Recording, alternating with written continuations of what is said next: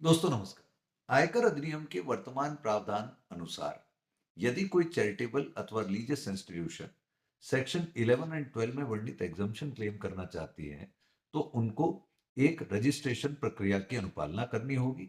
और इस रजिस्ट्रेशन प्रक्रिया के दो हिस्से रहते हैं। पहला प्रोविजनल रजिस्ट्रेशन जो कि 3 वर्ष की अवधि के लिए होता है।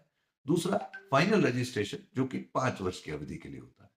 अब अपने पेशेवर अनुभव से दोस्तों आपके समक्ष पिछले कुछ समय की बातें इस प्रकार रखता हूं कि ज्यादातर ये देखने में आया है कि सीआईटी एग्जाम्पशन जो कि प्राधिकृत अधिकारी हैं for this purpose for giving the final registration, वहां पर या तो लोकल चैरिटी कमिश्नर का रजिस्ट्रेशन नहीं होने की वजह से या एक्टिविटीज जेन्युइननेस प्रॉपरली प्रूव नहीं कर पाने की वजह से ट्रस्टों के रजिस्ट्रेशन की जो एप्लीकेशन थी, विशेष रूप से फाइनल रजिस्ट्रेशन की एप्लीकेशन रिजेक्ट हो गई।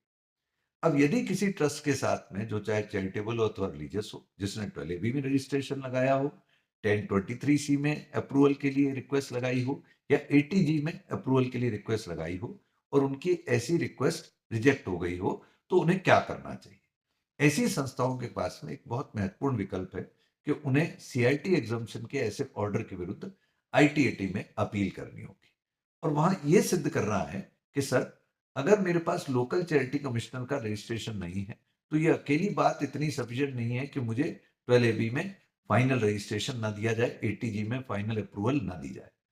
और अगर जेन्युइननेस ऑफ एक्टिविटी पे संकट था तो मैं अपनी बात इस प्रकार रख सकता हूं कि साहब, मैं जेन्युइननेस प्रॉपरली एस्टेब्लिश नहीं कर पाया या मेरी जेन्युइननेस को सीआईटी एग्जाम्पशन समझ नहीं पाए।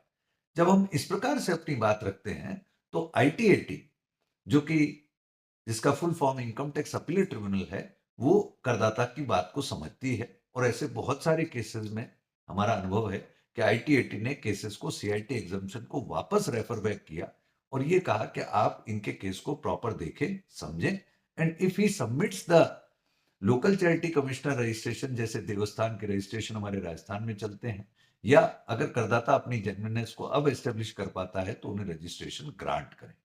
तो ऐसी संस्थाओं को ये ध्यान रखना है कि वो हिम्मत ना हारे, आईटीएटी में रिलीफ क्लेम करें।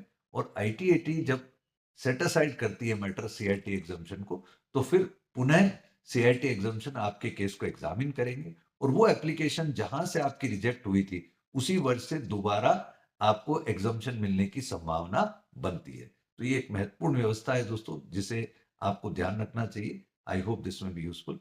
Thank you. जय हिंद।